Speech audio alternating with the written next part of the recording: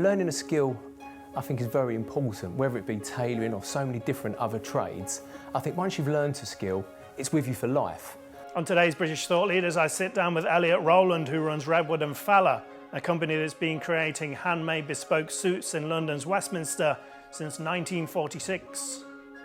Redwood and Feller provide the finest levels of British craftsmanship to the aristocracy, politicians and celebrities, and work under a Royal Warrant. Elliott talks to us about the culture and tradition behind bespoke tailoring, inheriting skills and knowledge from his father and master tailor Elliott Rowland, and what place the handmade suit industry has in contemporary British society. I'm Lee Hall, and this is British Thought Leaders.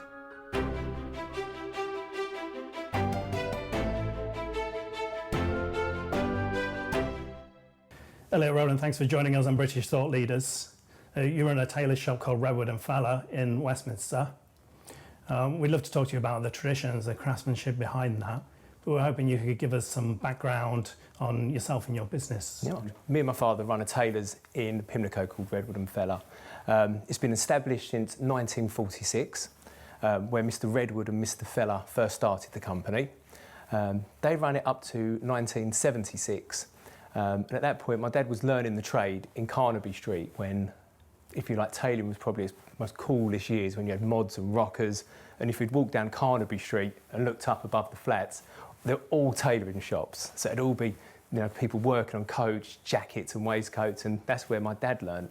And then someone said to him that there's two gentlemen planning on retiring and selling their tailors in Pimlico. Why don't you go and have a look? You're a bit of a character and think it would be good for you. So he come down, and so over sort of a 2-year period from 1976, he took over the company. He kept the name because everyone's got a well-known name in Pimlico. And he was working there, and when I was 14, do I go university or do I join the business? Slightly had my arm twisted, and I've been there for 21 years now. And it's good fun. We're a small little shop in Pimlico. We pride ourselves on doing everything by hand. We've got a lot of repeat business, customers that we've made for 30, 40 years. And we believe we offer a nice service and that give customers that bespoke feel.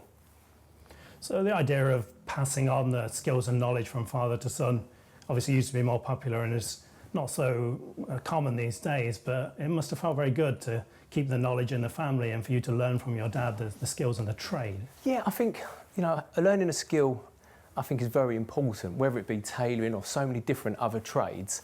I think once you've learned a skill, it's with you for life. And my mum and dad said that. They said, Elliott, why don't you do it now? Because when I was younger, I wasn't sure what I wanted to do. And Dad would say, look, give tailoring a go. Yeah, you're learning a craft, but not only that, you'll be learning people skills because it is such a personal thing. When someone comes into your shop, it's, you and them, you're there for half an hour, going through personal details of what they want. And so so you're not only getting the craft of learning and crafting of making a jacket and trousers and waistcoat, but you're, people skills for life. And, they do last you forever for interviews, for example. And I'm pleased I've done it. It's been fabulous. It's been a great journey so far, and hopefully years to come.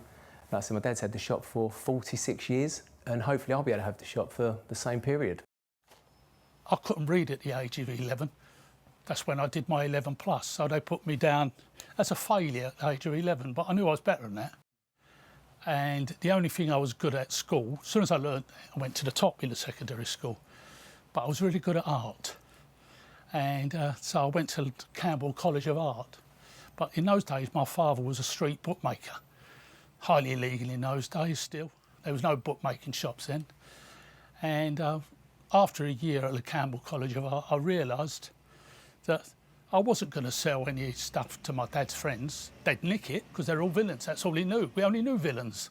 So I thought, I've got to do something else. So someone suggested, try the London College of Fashion. So I went there, I loved it.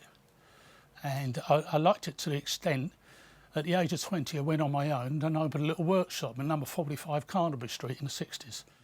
I was first floor and I started making for all rock stars and loads of different people and developed from that. And then I heard about this little business in 74 and apparently it was up for sale for 7 years, but no one saw the potential. And I saw it because I used to box for Westminster.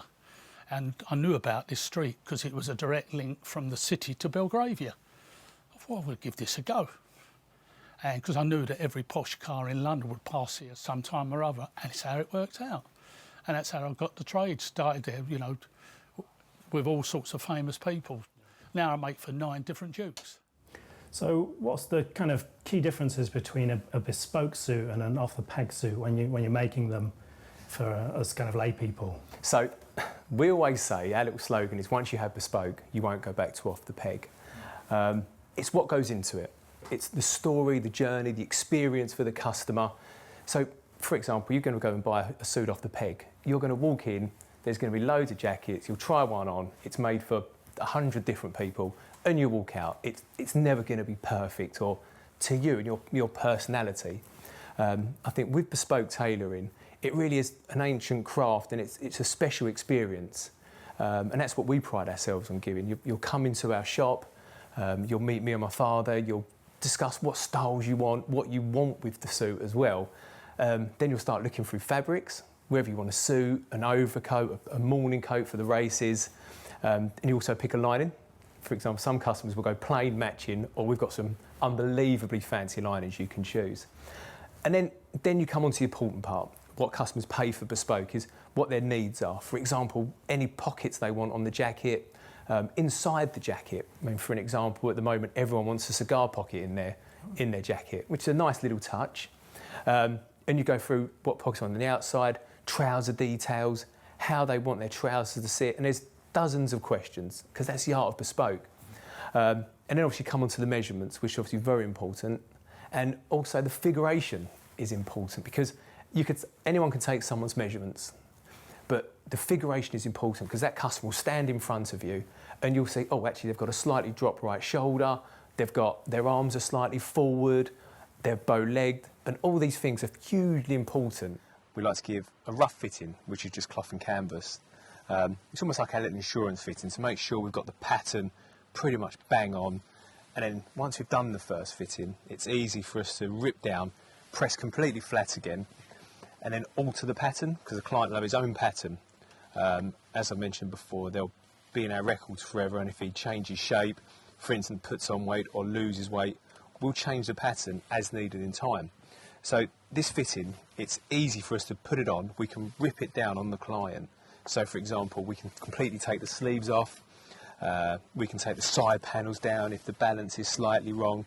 And it's a fitting that's really for us, more so than the client, because we can see what we want. And then when we come on to the next fitting, it's much more structured, because you have the hand padding on the chest, the shape, the garment is much more stronger on the client. And then they can get a really good feel of what we've created. So like this is the back part of the jacket. As you see, I'm just putting the centre back. This jacket's actually got side vents. And what we've done, we cut it nice and waisted so it cuts in and flares out. Because on our jackets, as my father's previously mentioned, we like a nice waisted garment, really sharp, a nice skirt. So that's what I'm doing here. I'm putting the back on. Once I've done this, I'll be putting the sleeves together. And this is, as you see, so I've mark stitched the front. So this here is the front part, which will sit just like that. You'll see it's going to be nice and waisted. This will be the lapel, so it'll give you a very, very rough idea. This is the dart, which gives us a nice bit of shape in the waist as well. And then we have the side body here. Give you sort of have a bit of imagination of how it all comes together. And yes, with this fitting, really it's just for us that we can mould it together. And they're easy to put together, the rough based as well, because it's just cloth and canvas. You can have it done in a few hours, and obviously me and my father, we normally do them together, and we sometimes can do them quicker if needed. And the important with bespoke is, yeah, it's probably slightly more than you want to pay off the peg suit, but in the long run, it will save you a huge amount of money. It will, you know, and that's why, for example, the establishment, they'll always have things made. Yeah, it's more upfront, but long term, it will save you money. How long are you talking for the process of that? For a new customer, we always say 10 to 12 weeks. That's purely because they won't have we've got to cut their pattern. We'll give them 1 or 2 fittings. But then once we've got an existing customer, for example, we have customers that will a few suits a year, maybe once every 2 years, but they'll come in, we've got their pattern, we'll give them 1 fitting and finish. Obviously also with bespoke it's the long-term care you're having with it. So in a bespoke jacket, you'll have about 4 inches of inlay. So if it was to shrink in the wardrobe or the customer loses weight, we can take it in or let it out. So again, it doesn't matter. They've got that suit there for all the time, for years and years and years. It can be worn. This is the traditional way of doing it, but it's the best way. We expect, if you make a suit, a good bespoke suit for anyone, with all the hand padding that goes inside, and it's called soft tailoring, it will last you in excess of 30 years if you use it correctly. As long as you don't have them dry clean too much, because dry cleaning is chemicals, and chemicals destroy natural fibre. In the old-fashioned way, what the old butlers used to do, they used to spray it with water and brush it really hard to clean them up. Of course, have your trousers clean, but the jackets, you don't need them cleaned that often. And if you look after clothes like that, long term, it will cost you less, a lot less, than keep buying a suit every other year. Not the peg. So at Redwood and Feller, you've created bespoke suits for 5 prime ministers. You must have met some kind of very interesting people over the years, and you have to work obviously quite close with them to be fitting the suit, etc. So you must have some quite interesting stories to tell. Yeah, I think with tailoring, as I said, it's very personal, and with all our customers, we do build great relationships. And being such a small shop in Pimlico, we're fortunate that we've got a wide range of clientele, from sort of musicians, politicians, scaffolders to taxi drivers. We're very much a famous shop essentially in London. And yeah, like I said, my father's made for 5 prime ministers. Yeah, you'll be very surprised who comes in our small shop actually. I had a phone call from John Miller. Mr. Rowland, I need you to come over here. So I run over to see him. He was the master of the horse. And at the time, he was actually entertaining Lady Lyons. His butler answered the door. You've got to come for me, quick. So we ran across the yard. And we walked into the room, and there's the Queen sitting there behind the settee, behind the coffee table, and the Duke of Edinburgh standing behind the settee. Mr. Rowland, how are you? Your Majesty, I said, I'm somewhat surprised to see you. She started laughing. Come and sit here. So she patted me. So I sat beside, would you like a coffee? I'd love a coffee. She poured me out a coffee. I thought, blimey. Anyway, I was there for about 20 odd minutes, talking away and about all sorts of things, but all about me. And she said, it's time to go. She said, I'll see you again. Your Majesty, do me a favour. I said, she said, what? By that time, I'm confident. Please make an appointment, because I'd hate to disappoint you. I got back here to the shop. I phoned my wife. She said, where you been? I said, you ain't going to believe me. She said, where have you been? I said, I just had coffee with Her Majesty the Queen, and she put you lying so and so. And it went on from there. And then a few days after that, she awarded me a Royal Warrant. Another story I had here was Sir Dennis Thatcher, I made for years and years. And one day, 2 weeks after she was called the Iron Lady, they come in the shop. And I closed the shop off. The bodyguards were out, so there's only 2 of them. And they started having an argument over what he should wear, what colour. So, look, and he turned around and he says, Margaret, you might be called the Iron Lady outside this marriage, but inside you're not. Shut up, leave me alone with Eddie. I started laughing, but a sparkle came in her eye, and the 3 of us stood there crying with laughter. It was the funniest thing we've done. They were so devoted to each other. Sir Dennis Thatcher was a gentleman. He never walked away from anyone. He used to go around London with his walking stick, and he had time for everyone. He was a gentleman. The press used to try and make him out as a bit of a buffoon, but he was a very clever, bright man. He was chairman of Burma Royal. He owned his own engineering company, sold for millions. So he was great in his own right, but he was a great man for her. Back in the 60s, if you asked someone to describe a British person, they would probably say that the smart suit would be part of that. Do you feel that the traditional tailoring is still part of our culture and heritage now? 100%. So obviously, as you know, styles change from the 60s to the 70s, even to now. But the one thing I would say, a prime example is you and me sitting here, is we've got a button-2 jacket on with a notched lapel. That style is going to be okay to wear for another 20, 40 years. Obviously, during the 60s, you had really wide lapels, button 1. 70s, it became quite popular to have a 3-button jacket with a small lapel. But people in the city want to be safe. They don't want to stand out too much. So a dark grey suit, a dark blue suit, you could have got made in the 70s, the 80s to now, will still be in fashion. You can wear it at any function you want, knowing that it's a multi-garment you can wear for any function as well. You know, we don't pretend we're designers. We are English traditional bespoke tailors that make well-made garments that will last you years and years and years. I had one famous rock star. He appeared at Hampton Court, and he said, "I want you to come." I said, "I can't come." He said, "I insist, you've got to come." So we're going to have drinks in the governor's office first, house, and I want you to come. So I went along, had drinks with all his band, and it was time to go to see the his gig. And no, he said, "You come on the bus with us," because it's about 2 miles from where we was performing. So he put me on it, and he put me out, got one of his chaps, right, make sure he sits by the stairs in the front. So I did there, and he walked out. "Do you like the suit?" And they all clapped him and cheered. Yeah. In fact, I brought my tailor here. Do you want to meet him? Eddie, come on, stand up. In fact, no, don't stand up. Come up on the stage. And he made me sit beside him on the piano and his big number.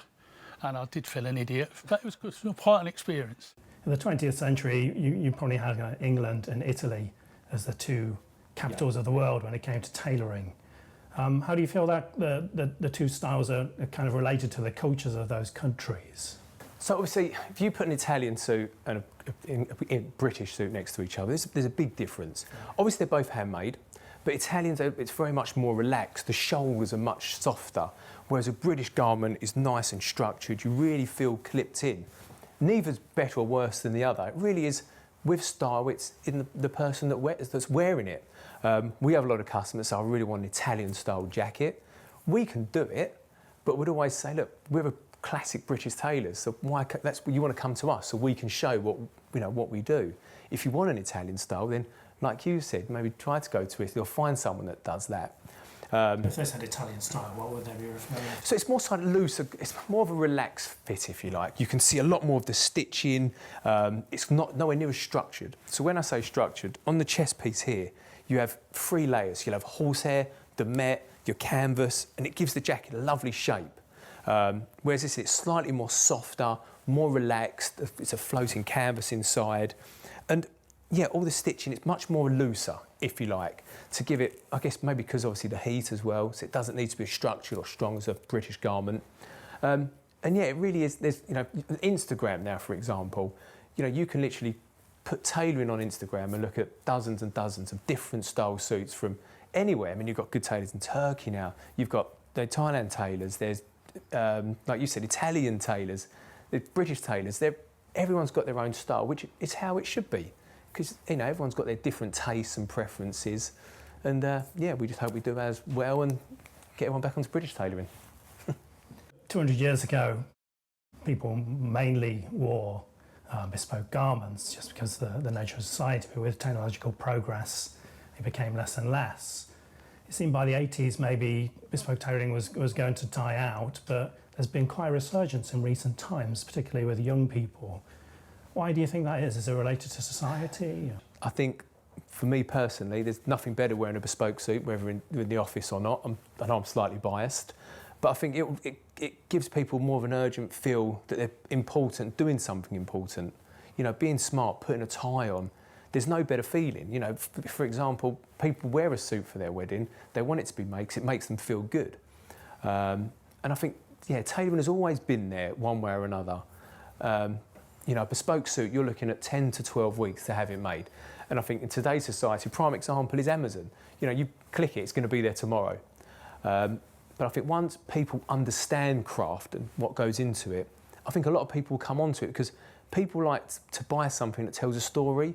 Isn't it nice to buy something that you know where they've sourced the materials from, who's made it, who's cut it, you don't get that very often. I think now people like that. We have a lot of people coming in the shop asking, "Oh, can you send me some pictures when it's being cut? Can you send me pictures of the buttonholes being put on?" And yeah, I think people like knowing where things come from. But one of the most benefits you get from this, not many trades, you can get a piece of cloth, cut it, make it up, make fittings, and actually see it walk out in a shop on a client. It's unique these days. A lot of people have it's part of process of manufacturing.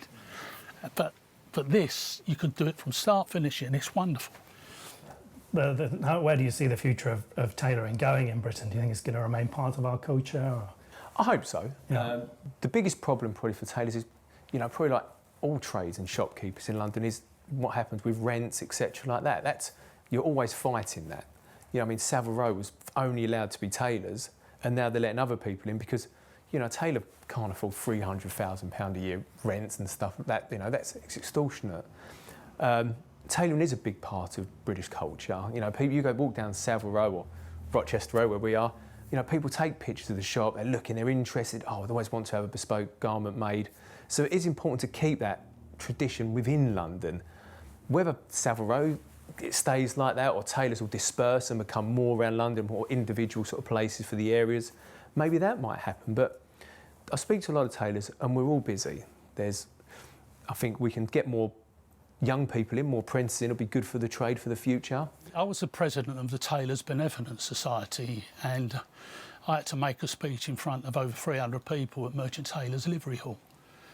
And I stood in front of all these master tailors and I said, look, I'm going to make a speech about training in our trade. Oh, boring. So, do you all think it's boring? I don't. I said, it's about a survival of our trade. And I said, I'm going to do a quick survey now. I said, hands up, how many of you work beside a master as an apprentice and learnt the trade? 60 or 70 hands went up. I said, now, you guys know who masters now. How many of you have got a young kid working beside you? 3 hands went up. I said, I'll make my point. We don't do something now, we're dead. And I had someone from the Skill Fast Council come up to me and ask me. And from that, we developed a course at Newham College.